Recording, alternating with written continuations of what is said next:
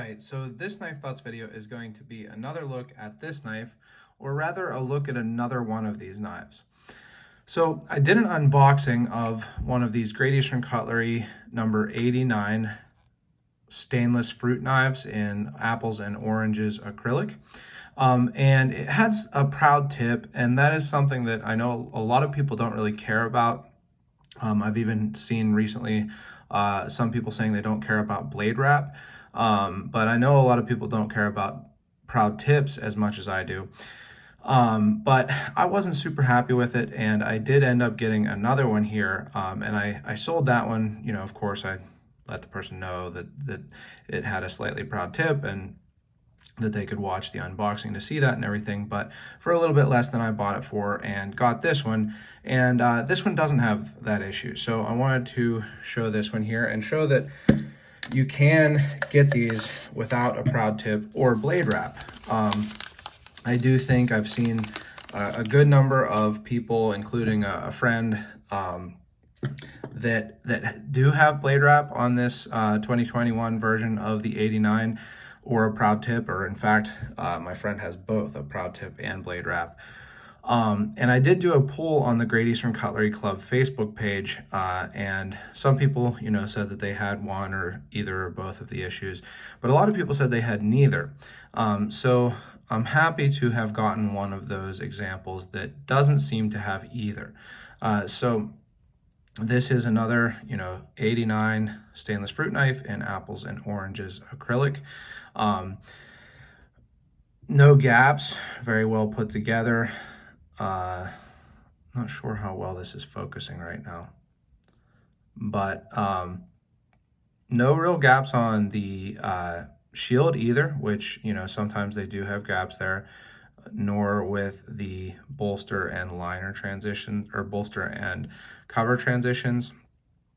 This one is well centered, and I'd say more like a 4 maybe on this one, but you can hear it does snap closed a little bit more than my other one did, and it sounds to me like it has blade wrap, to be honest with you, but I can't feel any. I have had knives from Great Eastern Cutlery before that it doesn't seem at first, when you first get them, like they have blade wrap, because they do come with a little bit rougher of an edge than you might put on yourself, or that I put on.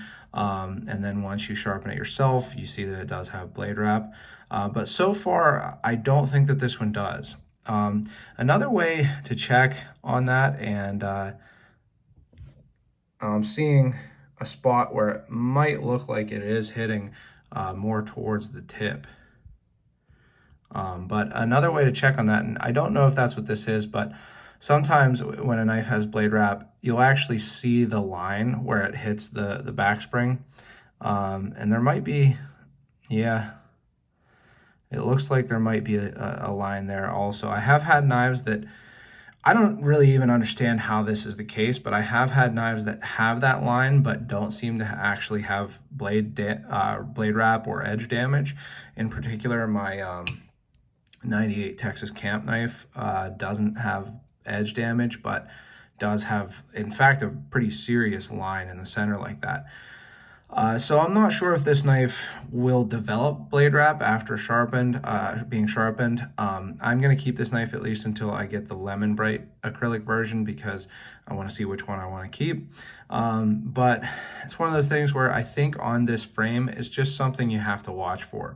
It's a very, very, very slender frame. The only comparison I have on me right now is what I'm carrying today, which is a Case Sodbuster Junior. But the 89 is a very, very slender frame knife. It is a slender blade. Another thing here about this is that the nail nicks sit really low on this, so it does make for a slender overall package, but it also means I don't even know how much you can, file that kick if you need to, before it's going to be tough to get at that nail nick.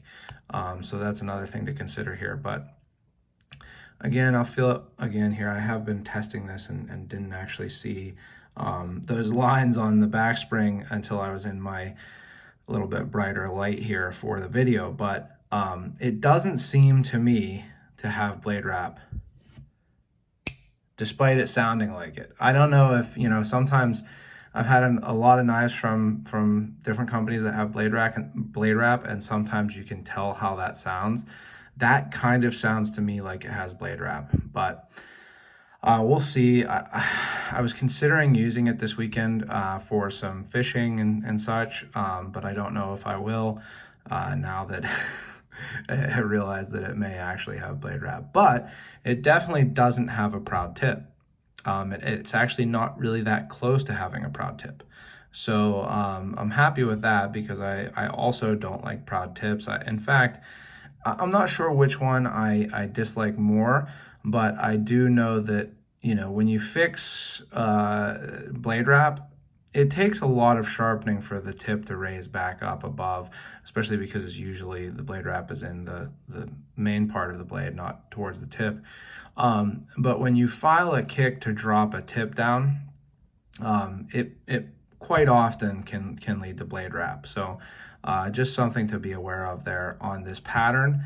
And yeah, it's an interesting pattern. I do hope to get one that I feel happy with enough to keep. Otherwise, you know, if I sell this knife, I probably will end up doing the same thing I did with the other, which is, you know, selling it below my price, which is below the dealer price. Well, my price isn't. My price is that I buy it at the same price that everybody else does. But the price that I'll sell it at will be below the dealer price. Some dealers sell it for more than I got it for.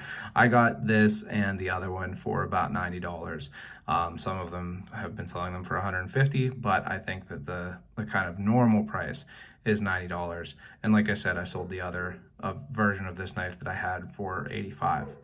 But just a little discussion here, another look at another example of the GEC number 89 stainless fruit knife in apples and oranges acrylic. And if you enjoyed this video, go ahead and hit the thumbs up.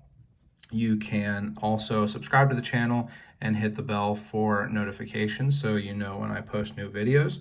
Also check out my social media. I'm on Instagram and Facebook mostly at Knife Thoughts, and my website knifethoughts.com, where I post articles on knives like this and knife related topics. And last but not least, as always, don't forget to go out and do good.